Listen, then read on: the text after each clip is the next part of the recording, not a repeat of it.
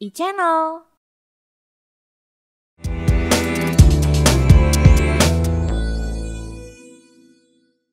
Assalamualaikum warahmatullahi wabarakatuh. Apa kabar pemirsa? Berjumpa kembali bersama saya Adi Fahmi kali ini dalam program Tepas. Seperti biasa ya, kalau di Tepas kita bakal ngobrol-ngobrol bersama teman saya bisa, para pengusaha bisa, tokoh juga, politikus juga bisa, pokoknya segala macam. Tapi ngobrolnya bukan cuma ngobrol biasa, karena kita ngobrol yang inspiratif. Dan di depan saya udah ada dua teman saya, yaitu ada Kang Faisal dan juga Kang Dani. Mereka berdua ini adalah teman-teman dari Kojo Garment. Wah, kita bakal lebih dekat lagi dengan teman-teman dari Kojo Garment dan usaha mereka yang katanya sekarang sudah sukses banget lah. Makanya kita cari info-info seputar Kojo Garment dan bagaimana kesuksesan mereka di bidang ini ya. Apa kabar Kang Faisal, Kang Dani? Alhamdulillah baik. Sehat ya. Alhamdulillah. Dan tadi setelah ngobrol ternyata kita tes alma mater. Salah satu Unpad. Tidak sing ya. Gitu. Ya tadi kita udah ngobrolin bahwa teman-teman yaitu Kang Faisal dan Kang Dani ini dari Kojo Garment gitu ya. Mungkin teman-teman juga atau pemirsa juga ada yang tidak asing gitu ya dengan Kojo Garment. Kita bakal lebih dekat lagi. Jadi Kojo Garment teh apa, Kang Faisal? Kojo Garment teh jadi bahasa Sunda ini. Iya, emang jadi gitu Kojo Garment itu adalah perusahaan yang memang fokusnya di produksi pakaian, seragam-seragam, gitu ya, kayak kaos, kemeja, jaket, topi, celana, baju anak, baju tidur, baju kapelan. Bisa juga ya. Betul. Sampai baju renang juga bisa, gitu. Jersey dan sebagainya. Kecuali boneka lah, saya belum bisa. Belum bisa ya. Tapi karena di Garment itu juga ada yang produksi boneka ya. Di Garment di mana? Garment itu ada yang produksi boneka juga. Tapi untuk Kojo seragam dan lain-lain seperti tadi ya. Nah kalau untuk posisi ini asik. Kang Faisal sebagai apa dan Kang Dani sebagai apa di Kojo Garment? Kalau saya sendiri itu sebagai CEO atau si profesional officer, jadi emang lebih ke operasionalnya aja untuk di Kojo sendiri. Sedangkan Kang Faisal tuh di CEO-nya, jadi menentukan kebijakan ini Kojo mau dibawa ke arah mana, seperti apa, itu lingkungannya Kang Faisal. Kalau saya operasionalnya. Pengen ngulik dong, pertama kali tuh tahun berapa kalian bareng-bareng ngebangun ini? Kalau untuk ngebangun barang-barang itu di akhir tahun 2018, di tanggal 28 Oktober. Oke. Sampai sekarang alhamdulillah masih bareng. Sebenarnya di awal itu ada beberapa orang, nggak cuma kami berdua, tapi seiring dengan perkembangan zaman dan tantangan, alhamdulillah kami berdua masih solid sampai saat ini. Dan alhamdulillah sampai sekarang pun kita punya komitmen untuk terus bareng. Waktu itu obrolannya kayak gimana sih? Kita bikin ini deh. Kalau obrolan itu dulu kebetulan kalau Kang Faisal kan di kampus tuh banyak banget bisnisnya. Bahkan bilang ke saya, dia hampir punya 30 jenis bisnis. Saya kaget karena sebanyak itu, karena memang kalau saya pribadi kan memang di kampus itu aktif di himpunan, di BEM dan lain-lain. Sedangkan Kang Faisal itu memang orangnya itu jiwanya bisnis banget gitu. Kalau di Unpad dulu setiap hari Minggu itu ada namanya PAUN, Pasar Unpad. Nah, tiap minggu tuh saya kalau kesana mah cuma jajan, kalau Kang Faisal mah jualan gitu. Pas ketemu beda gitu. Kang Faisal jualan, saya tuh ingat dulu jualan roti Garmelia. Dia gitu per paket. Yang tadinya saya cuma beli, sampai akhirnya suatu saat saya ikut gabung. Udah saya ikut jualan lah gitu roti Garmelia gitu di Pasar Unpad ya sampai sekarang. Jadi saya tahu bisnis dan lainnya itu setelah kenal Kang Faisal. Dan kebetulan pas saya dulu itu mau lulus, saya bingung gitu. Saya lulusan bahasa Sunda mau kerja jadi apa gitu. Jadi apa saya bingung gitu. Kalau orang-orang kan banyak jadi orang kerja di kantoran dan lain-lain. Tapi setelah saya mikir lagi kayaknya agak sulit gitu karena persaingan juga cukup ketat. Akhirnya karena saya kontrakkan sama Kang Faisal, satu SMP juga dan satu sekampung juga tetangga juga tetangga desa. Saya ngobrol sama Kang Faisal, ayolah coba saya pengen belajar bisnis. Kebetulan memang dulu ada kakak tingkat saya itu dia punya usaha konveksi. Saya bilang ayolah coba kita dunia konveksi gitu, ajak Kang Faisal. Cuma ya walau bisa jadi memang prosesnya cukup pelik gitu. Gak ada yang tadinya kita satu tim sama kakak tingkat, akhirnya karena emang nggak punya visi dan misi yang sama, ya mungkin ditakdirkan untuk nggak bareng lagi gitu. Dan ternyata tuh setelah itu Kang Faisal secara diam-diam tuh bikin sendiri brand si Gojo ini nih tanpa sepengetahuan saya gini. Tapi akhirnya setelah saya mandek di sini nggak ada pilihan, kayaknya dia aja Kang Faisal. Udahlah bro, join sini aja. Daripada di sana nggak ada perkembangan, akhirnya join sama Kang Faisal. Dulu tuh namanya bukan Kojo Garment, adalah namanya beda lagi. Tapi akhirnya kita rebranding karena kita punya misi pengen si konveksi ini gak cuma hanya sebatas konveksi rumahan, tapi kita pengen punya kapasitas yang lebih bagus, lebih banyak dengan kapasitas seperti garment. Makanya kita rebranding jadi Kojo Garment dengan harapan kita pengen nantinya jadi sebuah garment yang bisa diandalkan oleh semua orang. Kalau Kojo sendiri waktu itu pilihannya kenapa? Kalau tadi kan filosofi, kalau Kojo deh namanya gitu, pengen jadi Kojo kan? Enggak, dulu sebenarnya kalau aku kan dulu basicnya memang marketing ya. Nah basicnya marketing, kalau branding tuh ada yang tadi sebut tim satu lagi, cuma sering berjalannya waktu dia nggak kuat mungkin dengan keadaan Kojo, akhirnya keluar gitu kerja. Ya kalau kita mau bertahan, kita punya visi misi Kojo ini harus jauh lebih banyak orderannya, jauh lebih banyak omsetnya dan lain sebagainya gitu kan. Akhirnya nama Kojo itu dari tim saya yang satunya lagi. Saya mau bodo amat namanya apa, yang penting saya gas we jalan gitu ya. Yang penting dapat orderan. Terus saya target sebulan itu minimal 30 orderan masuk gitu.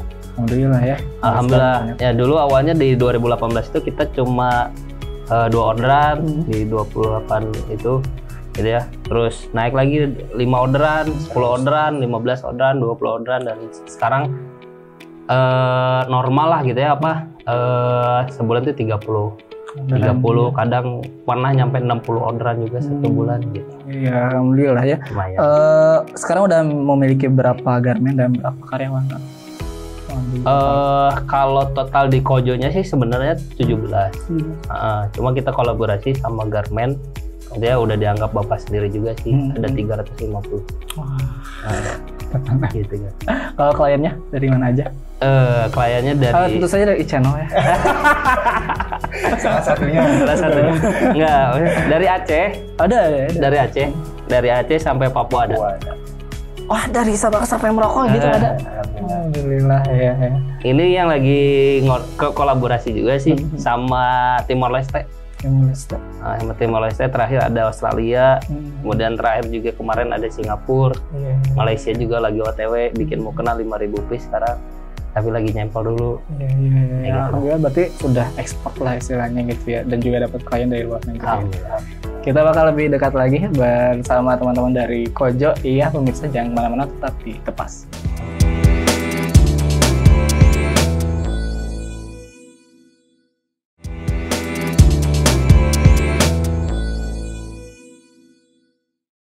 Kembali lagi bersama saya di Tepas, masih bersama Kang Faisal dan juga Kang Dani dari Kojo Garment. Tadi kita udah lebih dekat sedikit ya, kita bakal lebih dekat lagi dan kita bakal ngulik lagi nih bagaimana sih kalau misalkan dari pemirsa ada yang pengen terjun juga ke bidang garment atau konveksi. Nah kita bakal dengerin pengalaman dari Kang Faisal dan juga Kang Dani ya. Kalau misalkan saya nih sebagai awam pengen coba terjun ke garment atau konveksi, apa bekal awal yang saya harus bawa? Satu, datang ke konveksi. Oke, nanya ini tuh kumaha. Ini tuh kumaha, saya pengen gitu bisnisnya gimana. Itu yang pertama. Kedua, sering datang aja ke konveksi. Ketiga, ketiganya baru belajar nyari orderan. Nyari orderan dulu. Setelah nyari orderan baru ke tukang bahannya di mana, mitranya di mana gitu kan.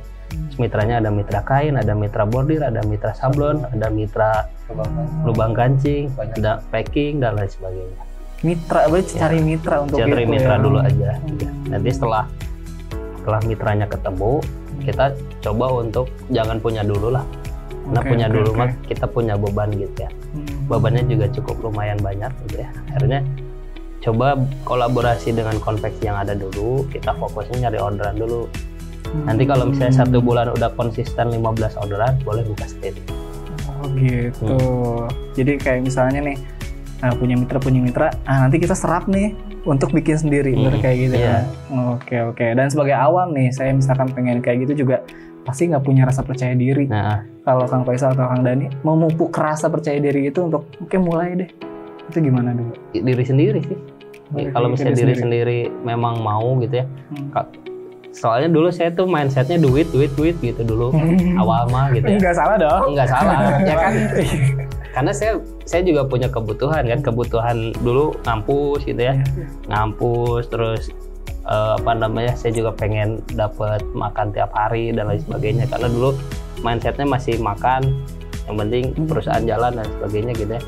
Itu dulu. Karena setelah kesini alhamdulillah kita dapat kebagian juga gitu ya, tiap bulan kebagian, jadi pakai sistem gaji ya. Awalnya kecil dulu, nanti nambah lagi, mungkin ke depan nambah lagi gitu ya. Ya lumayan lah. Oke, balik lagi ke setahun pertama deh bareng sama Kojo atau mendirikan Kojo. Masih inget gak kesulitan apa yang waktu itu ini kayaknya susah banget gitu, dan cara menanggulanginya gimana waktu itu? Kesulitannya dulu karena kita fokus di konveksinya satu. Jadi dulu kita punya orderan banyak gitu ya, alhamdulillah. Satu bulan tuh kita kekejar lah 30 orderan tuh. Cuma kita karena kita fokusnya ke konveksi satu, dan awalnya dari 2 mesin sampai dia ngadain 10 mesin sendiri gara-gara orderan saya. Gitu, masukin ya maksudnya alhamdulillah gitu ya, kebantu lah dengan adanya Kojo ini gitu. Akhirnya saya masukin, tapi 1 tahun awal itu ya proses pembelajaran saya sampai tidur di konveksi, di tembok, nggak ada kasur-kasur acan gitu ya, bahasa Senano. Tapi sering berjalannya waktu ya, walaupun kuliah kudu jalan, terus bisnis harus jalan dan sebagainya harus jalan, ya kita atur lah. Ada Kang Dani juga dibantu gitu ya, prosesnya seperti apa gitu ya, dan ketemu klien juga diatur juga, terus beli bahan juga sendiri dan sebagainya. Akhirnya ya mau nggak mau kita maksain gitu berdua teh, maksain untuk kita gimana nih caranya biar efisien dan efektif ketika kita kerja. Ya efisiennya kita belanja, cari bahan yang semurah-murahnya, seefektif mungkin ya, kalau bisa pekerjaan ini cepat selesainya gitu, sehingga si orderan ini biar dapat duitnya tuh cepat juga gitu.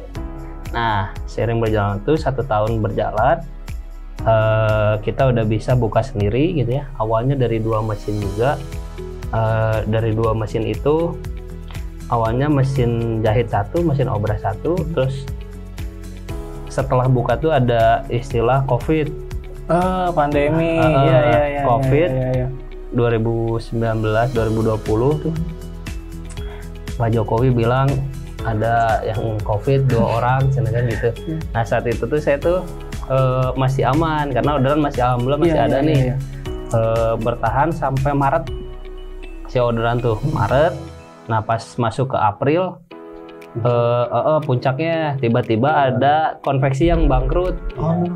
Kang ini beli aja mesin saya katanya gitu ya. Total tuh ada 5 mesin dengan harga 5.500.000. Oke. Saya beli aja. Itu murah termasuk segitu. Murah banget ya. Murah banget malah. Saya beli aja.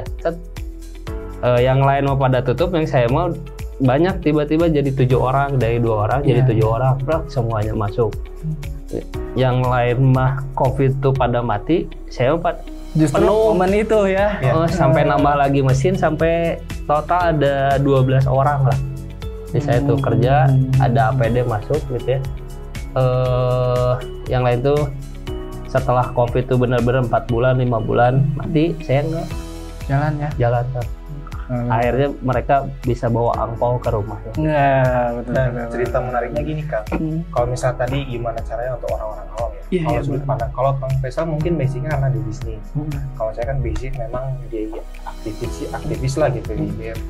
Untuk orang awam yang kayak dulu saya nggak tahu tentang bisnis dan lain-lain, mungkin kalau saran saya kalau misalnya kayak Kang Faisal tadi, kayak misalnya dimulai dari diri sendiri. Kalau kita yang belum ada niatan gitu, percaya diri, mungkin perbaiki lingkungan. Karena mungkin lingkungan kita yang membuat kita nggak mau untuk bergerak. Kayak misal mungkin kebanyakan ya tidak menyalahkan juga ya gitu. Kayak misal kita pengen nongkrong lah dan lain-lain. Cuma kalau misal kita punya circle 1-2 orang yang memang punya mindset untuk bisnis dan lain, mungkin 1-2 hari atau sebulan kita bakal ke bawah gitu. Oh iya ya, ternyata bisnis tuh seperti ini, nggak sesulit yang orang bayangkan, tapi memang tidak semudah yang orang katakan juga gitu. Karena saya rasain juga setelah ketemu sama Kang Faisal, ngobrol dan lain-lain, itu benar kerasa gitu. Yang tadi saya mention di situ kan susah gitu, karena untuk jualan susah gitu. Tapi ternyata pas sama Kang Faisal ternyata enggak juga. Banyak hal lain yang memang bisa kita gunakan gitu. Kayak misal kalau kita nggak bisa di teknik yang A, ke teknik yang kedua. Terus yang masalah COVID itu sebenarnya cerita menariknya, kita pernah nggak ada orderan selama kurang lebih 1 mingguan. Kurang lebih. Tapi setelah itu kita langsung rapat. Ini kira-kira kita ngapain? Karena orderan udah nggak ada. Terus situasi sekarang udah COVID. Dan alhamdulillah langsung kita ketolong sama partnernya Kang Faisal, dokter dari Bekasi. Saya lupa lagi namanya. Itu ngajak join sama kita. Kalian gimana? Mau nggak kerja sama-sama saya? Gimana Pak? Ini saya punya kebutuhan APD. Kalian bisa bantu nggak? Oke bisa Pak. Terus modalnya gimana? Modalnya sama saya aja. Dan itu real selama kita ngebantu pengadaan itu, bahkan kita sampai open volunteer, itu kita kurang lebih dapat 100 juta volunteer. Dan itu modal itu pure untuk produksi. Jadi memang kita dari manajemen nggak ngambil sepeser pun uangnya. Tapi alhamdulillah mungkin dari itu kita dapat berkahnya. Dari sana alhamdulillah orderan mulai ramai lagi sampai sekarang. Itu cerita menariknya, mungkin bisa jadi motivasi teman-teman, seperti inspirasi lah gitu. Bahwa meskipun kita lagi kesusahan, ya jangan nyerah gitu. Kita coba dulu untuk memberi, alhamdulillah kita ada kasih rezeki juga gitu. Mungkin saya bilang wah ini berkah banget nih. Iya. Betul sekali ya. Kemudian tadi kita sempat ngobrol juga bahwa pesanan untuk Kojo itu ada yang dari luar negeri. Iya, betul. Bagaimana itu ceritanya? Kok bisa menjalin kemitraannya sampai ke luar negeri kayak gitu? Datang sendiri, Kak. Datang sendiri. Ya, ada jalur. Tiba-tiba nelpon gitu. Tiba-tiba nge-WA gitu ya. Beneran ya, tiba-tiba nge-WA. Karena kan kita pakai digital marketing ya, marketing. Meta Ads, ya Instagram Ads, Facebook Ads, terus kita main juga Google Ads gitu. Udah itu aja sih, simpelnya seperti itu. Dan ternyata mereka juga yang dari luar negeri gitu ya, mereka tuh pada ngeliriknya tuh ke kota Bandung.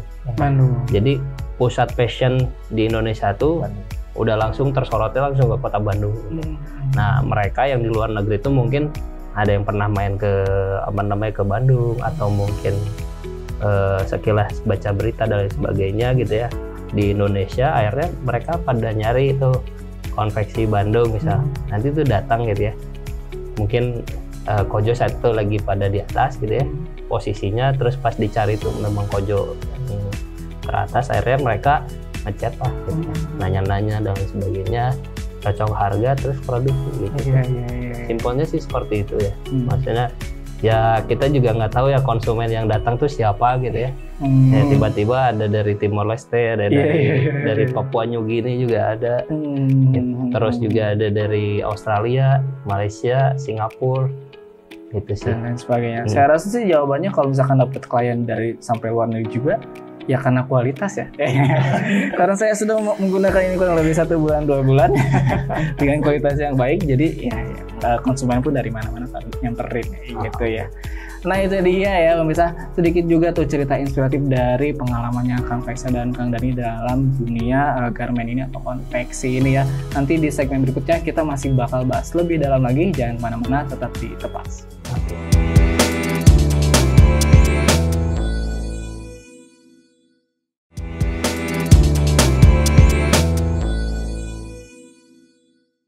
Masih di Tepas bareng sama saya Adi Fahmi dan juga ada Kang Faisal dan Kang Dani dari Kojo Garment. Tadi kita udah ngobrol banyak ya soal pengalaman Kang Dani dan juga Kang Faisal di bidang ini. Tapi yang saya soroti juga adalah dua teman kita di depan ini sosoknya itu usahawan banget gitu. Yang ini diambil, ini dicoba gitu kan. Dan sekarang ternyata Kang Dani dan juga Kang Faisal ini mungkin bisa disebut lagi melebarkan sayap ke LPK dan LKP. Penasaran sih, apakah LPK dan LKP itu? Jika dari boleh jelasin. Oke, izin dari untuk LKP itu sendiri sebenarnya ada 2 perbedaan. Mungkin dari segi kepanjangan udah kelihatan. Kalau LPK kan mungkin lembaga untuk pelatihan dan kursus kerja. dan kerja. Nah itu maksudnya adalah lembaga yang memang itu melakukan sebuah pelatihan, tapi juga nanti dilatih untuk bekerja, skill dan lain-lain. Jadi nantinya setelah dia mempunyai syarat atau kompetensi yang sesuai, nanti bisa disalurkan ke perusahaan-perusahaan yang mungkin ada di luar negeri. Nah, khusus sekarang kita lebih fokus ke Jepang sama Korea. Itu nanti teman-teman yang punya skill, misalnya di manufaktur atau di tekstil atau di kimia dan lain-lain, itu bisa disalurkan ke sana. Sedangkan kalau LKP itu hanya sebatas pelatihan aja. Jadi teman-teman kayak semacam kursus belajar bahasa Inggris, bahasa Jepang, bahasa Mandarin dan lain-lain. Jadi memang tidak disalurkan secara resmi untuk bekerja di perusahaan-perusahaan. Perbedaannya bisa kurang lebih. Jadi udah banyak nih sekarang Kang yang ikutan. Baru 200. Baru 200 ya. Yang udah dikirim 250 orang lah. 250 orang. Ini udah jalan berapa lama? Baru 6 tahun. 6 tahun. Diawali dari ini juga, Kojo juga awalnya apa gimana? Enggak. Jadi memang teman saya ini kebetulan aktif gitu, akhirnya saya silaturahmi terus gitu ya, ngobrol dan lain sebagainya, discuss gitu ya. Akhirnya setelah itu baru kita jalin komunikasi secara intens gitu. Awalnya sih teman saya tertarik untuk ikutan gitu ya, ada biaya untuk franchise gitu ya. Setelah kita follow up 1 bulan selanjutnya, setelah kita kasih proposal, ternyata dia nggak jadi. Akhirnya nyerahin nih si teman saya ini yang punya yayasan ini, mau nggak buka di Bandung gitu kan. Akhirnya udah boleh lah gitu ya, kita ambil tantangan itu. Dan ternyata setelah kita jalani, banyak juga gitu. Padahal baru kita launch itu 3 minggu, baru launch itu 3 minggu, terus yang nanya tuh udah hampir 20 orang sampai 30 orang lah. Nanya-nanya gitu ya. Kalau saya kan tipikal karena orang marketing, baru juga launch gitu ya, follower kita juga baru 76 nih sampai sekarang. Kalau yang nanya-nanyanya udah sampai 30, berarti kan secara marketing udah ada lah gitu ya. Udah bagus nih gitu ya. Cuma belum kita pakai ads, belum kita pakai Google Ads dan lain sebagainya, belum. Baru posting sederhana. Gitu ya. Ternyata banyak nih yang nanya-nanya gitu. Ada yang udah bapak-bapak, ada yang ibu-ibu juga gitu ya. Gitu. Terus ada yang baru lulus SMA gitu. Terus ada juga anak SMA juga yang nanya ternyata gitu. Ternyata lumayan lah gitu ya. Itu di mana, di Cileunyi juga? Cileunyi juga. Kita fokus di Cileunyi aja biar kita bisa ngurus semuanya. Apa namanya? Global Insan Karya Nusantara. Global Insan Karya Nusantara. Boleh ya, nanti ada Instagramnya di bawah tuh buat teman-teman atau pemirsa yang ingin gabung juga. Dikirimnya ke Korea, ke Jepang dan Jepang. Dan Jepang. Kalau Korea itu maksimal 37 tahun. Kalau misalnya ke Jepang itu 32 tahun. Gitu. Cuma perbedaannya kalau misalnya ke Jepang, dia pembukaan lowongan kerjanya itu tiap hari. Tiap hari kan. Kalau ke Korea itu 1 tahun sekali. Cuma 1 tahun itu biasanya buka lowongan kerjanya itu 3.000 sampai 7.000 orang. Tapi yang daftar untuk tes ke Korea itu bisa nyampe 70.000 orang. Se-Indonesia ya. Se-Indonesia. Gitu. Itu berarti udah ada partner juga di Jepang dan Koreanya? Ada. Partnernya kayak perusahaan apa? Banyak sih, ada perusahaan manufaktur, tekstil, kebun, keperawatan, apotek juga, ada kafe juga. Tapi yang dilatih di sini adalah bahasanya. Bahasanya, kita fokus bahasanya. Kalau untuk kayak teknik kerjanya mungkin itu nanti di sana kan. Jadi yang penting perusahaan-perusahaan mereka tuh yang penting bahasanya bisa dulu. Karena setelah bisa, ya contoh di Indonesia lah gitu. Kita pintar bahasa Indonesia dua-duanya gitu ya udah, ketika disuruh A, B, C, D ngerti kan. Nah yang penting gitu dulu. Di Jepang pun seperti itu. Jadi kalau misalnya dia pintar bahasa Jepang ya, jadi disuruh A, B, C, D kan ngerti lah gitu ya. Akhirnya ya udah gitu. Benar. Jadi istilahnya tuh magang dulu mungkin sebulan di sana, tapi bayarnya tetap kerja. Training lah, masa training gitu. Benar, di kita kasih basic bahasa. Selanjutnya yang dikasih pelajaran sama perusahaan di Korea atau di Jepangnya itu ya. Oke, seru sekali. Coba dari The Garment ya kan, sekarang ke apa tuh namanya? Sebenarnya Kojo Garment, Kojo Farm, kita main juga. Kojo Food. Kojo Farm apa? Kojo Food apa? Makan. Kalau food itu lebih ke F&B-nya. Gitu. Sama juga di Cileunyi itu Kang. Kalau di farmnya itu di Ciamis. Kalau foodnya itu di Jatinangor. Iya. Terus nextnya mau apa lagi? Kojo nih. Nggak tahu. Pasti udah ada rencana dong. Kayak sebelum tidur, apa lagi ya? Bikin TV kayaknya. Boleh atau enggak bikin bank. Bikin bank ya. Dan saya bisa minjem ke bank sendiri gitu. Biar putaran uangnya lebih sehat. Boleh banget. Karena kan ya gak cuma di situ dong. Kalau misalnya usaha ditingkatkan lagi, dilebarkan lagi sayapnya ya. Seperti itu. Invest aja ke saya. Gaskeun. Boleh.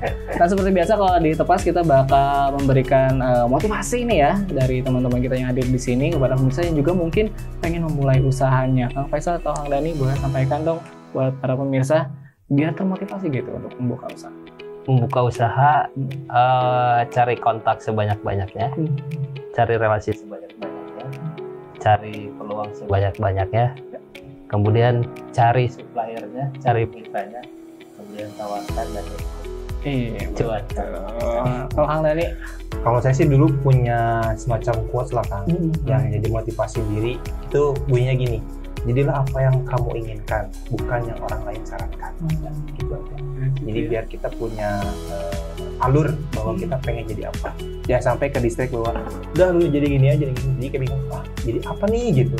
Kayaknya udah mending jadi apa yang kamu inginkan, bukan yang orang lain sarankan. Ya, itu dia ya pemirsa beberapa motivasi dan juga semoga menginspirasi buat pemirsa yang juga ingin membuka usahanya. Jangan lupa juga saya mau nyampaikan media sosial ataupun nomor kontak untuk Kojo Garment. Ada di mana Kang media sosialnya atau kontaknya bisa mana? Ada di Facebook, ada di Instagram, ada di website. Bisa kepoin Kojo Garment aja. Oke, nanti bisa. WhatsApp bisa langsung. WhatsApp 0811-22333-207. Iya, seperti yang sudah tertera di bawah ya. Nanti bisa dihubungi aja buat teman-teman yang pengen pesan atau membuka lowongan kerja juga gitu Kang. Ya, lowongan kerja, maka datang aja. Nanti kita training dan bantu. Betul. Atau juga bisa berpartner atau menjadi klien, boleh langsung boleh jadi Garment ya. Kami juga terbuka untuk teman-teman yang mau belajar dari mahasiswa dan instansi gitu ya. Pengen belajar banget nyari orderan, kemudian bisa buka konveksi sendiri, nanti datang aja gratis. Sampai buka konveksi sendiri. Karena kebetulan kita punya program. Namanya Balad Kojo. Jadi teman-teman yang pengen join, entah itu nantinya pengen jadi pebisnis atau hanya sebatas untuk reseller, itu kita tampung dan kita wadahi dengan nama Balad Kojo. Jadi teman-teman nanti bisa belajar edukasi dan lain-lain, bisa main ke kita dan lain-lain, aman. Sampai yang tadinya tidak tahu apa-apa sampai menjadi tahu segalanya.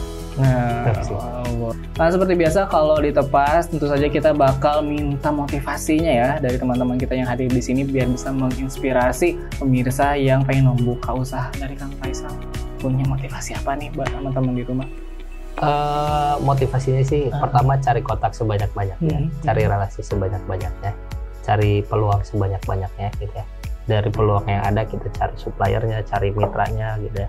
Kemudian kita tawarkan ke orang-orang yang ngasih peluang itu. Akhirnya kita terakhirnya cuankan gitu. Gitu aja. Kang Dani? Kalau dari saya pribadi itu saya punya quotes yang jadi prinsip hidup yang berbunyi, jadilah apa yang kamu inginkan, bukan yang orang lain sarankan, sehingga kamu bisa tahu alur hidup kamu akan dibawa seperti apa. Maka itu tujuan.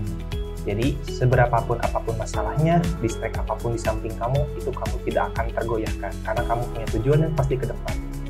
Seperti itu.